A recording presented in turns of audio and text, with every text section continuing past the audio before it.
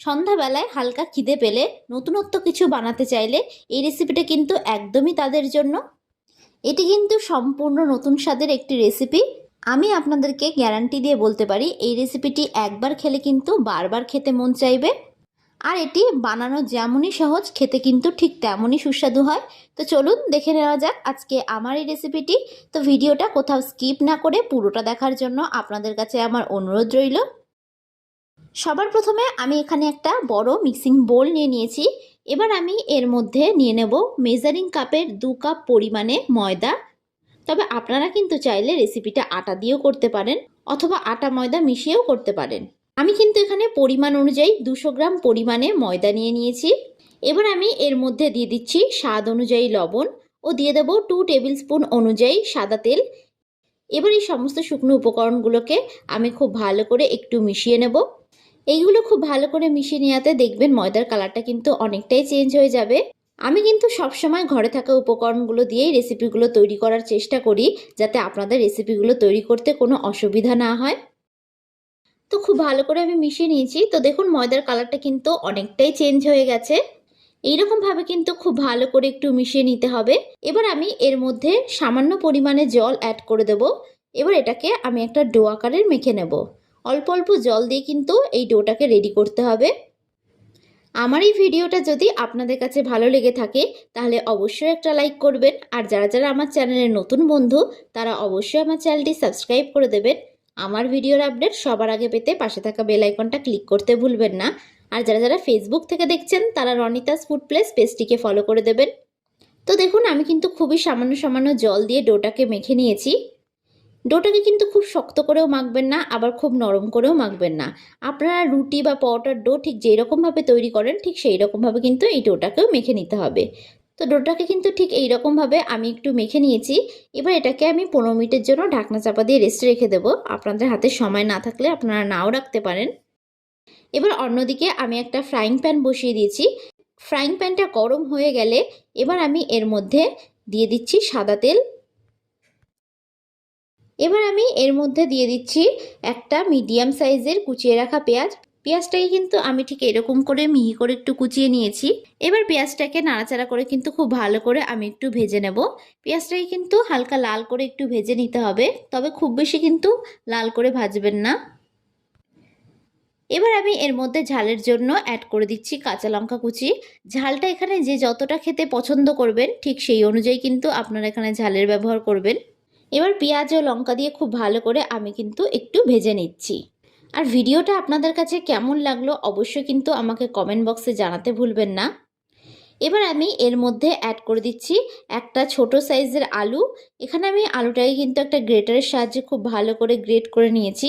তবে আপনাদের হাতের সামনে যদি গ্রেটার না থাকে তবে আপনারা কিন্তু আলুটাকে মিহি করে কুচিয়েও দিতে পারেন। এবার এই সমস্ত উপকরণগুলোকে আমি একটু ভেজে নেব। এবার আমি এর মধ্যে দিয়ে দিচ্ছি স্বাদ অনুযায়ী লবণ। লবণ দেওয়াতে কিন্তু আলুটা খুব তাড়াতাড়ি সেদ্ধ হয়ে যাবে। এবার এটাকে খুব ভালো করে আমি একটু ভেজে নেব। গ্যাসের ফ্লেমটাকে মিডিয়াম টু হাই রেখে আমি কিন্তু আলুটাকে খুব ভালো করে একটু ভেজে নেব। আমি এখানে রেসিপিটা শুধু আলু দিয়ে করেছি, তবে আপনারা কিন্তু চাইলে এখানে যে কোনো সবজি অ্যাড করে দিতে পারেন, যেমন বিনস, গাজর, ক্যাপসিকাম। এবার আমি এর মধ্যে দিয়ে দিচ্ছি হলুদ গুঁড়ো। হলুদ গুঁড়ো দিয়ে আমি আবারও খুব ভালো করে একটু নাড়াচাড়া করে ভেজে নেব।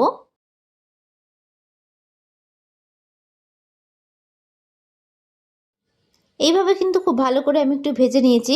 এবার এটাকে আমি 1 মিনিটের জন্য একটু ঢাকনা চাপা দিয়ে দেব। 1 মিনিট পর আমি ঢাকনা সরিয়ে নিলাম। যেহেতু আমি আলুটা গ্রেটারের সাহায্যে গ্রেট করে নিচ্ছি সেহেতু কিন্তু আলুটা সেদ্ধ হতে খুব একটা বেশি সময় লাগবে না। এইভাবে আপনারা কাজটা করবেন তাহলে কিন্তু রান্নাটা খুব তাড়াতাড়ি হয়ে যাবে। এবার এগুলোকে আমি একটু সাইড করে নিচ্ছি। এবার আমি এর মধ্যে দিয়ে দিচ্ছি একটা ডিম। এবার আমি এর মধ্যে সামান্য একটু নুন দিয়ে দিচ্ছি। এবার এটাকে আমি একটু ভুজিয়া মতন করে নেব। আমি যেহেতু এখানে পরিমাণটা আপনাদেরকে কম করে দেখাচ্ছি সেই জন্য আমি এখানে একটা ডিম দিয়েছি, তবে আপনারা কিন্তু চাইলে এখানে পরিমাণটা বাড়িয়েও করতে পারেন। আপনারা যদি ডিমের পরিমাণটা বাড়িয়ে দেন তাহলে কিন্তু আলুর পরিমাণটাও একটু বাড়িয়ে দেবেন। এবার এই সমস্ত উপকরণগুলোকে আমি কিন্তু খুব ভালো করে একটু ভাজা ভাজা করে নেব। আমি কিন্তু সমস্ত রান্নাটাই গ্যাসের ফ্লেমটাকে হাই টু মিডিয়ামে রেখে করে নিয়েছি। তো দেখুন খুব ভালো করে আলু ও ডিম ভাজা হয়ে গেছে। এবার এগুলোকে আমি অন্য একটি পাত্রে নামিয়ে নেব। অন্যদিকে আমি যে ময়দার ডোটা মেখে রেখেছিলাম সেটার ঢাকনা সরিয়ে নিয়ে আমি আবারও একটু ভালো করে মেখে নেব। 15 মিনিট রেস্টে রাখাতে কিন্তু এটা অনেকটা সফট ও নরম হয়ে গেছে। এবার এটার থেকে আমি লেচি কেটে নেব।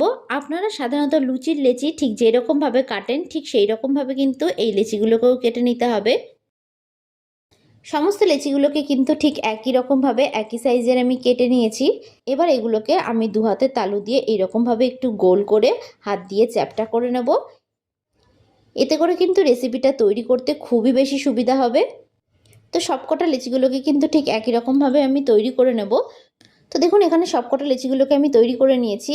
এবার অন্যদিকে আমি একটা চপিং বোর্ড নিয়ে নিলাম। এবার একটা লেচিকে আমি এখানে চপিং বোর্ডের উপর নিয়ে নিয়েছি। এবার এর উপর থেকে সামান্য একটু ময়দা ছড়িয়ে দিলাম। এবার ময়দার মধ্যে লেচিটাকে খুব ভালো করে আমি একটু কোট করে নিয়েছি। এবার এটাকে আমি একটা বেলনির সাহায্যে বেলে নেব। আমি এখানে আমার সুবিধার জন্য ময়দা দিয়ে বেলে নিচ্ছি, তবে আপনারা কিন্তু চাইলে তেল দিয়েও বেলে নিতে পারেন। তবে খুব বেশি মোটা বা পাতলা করে কিন্তু বেলার প্রয়োজন নেই। ঠিক এইরকমভাবে কিন্তু একটু বেলে নিতে হবে।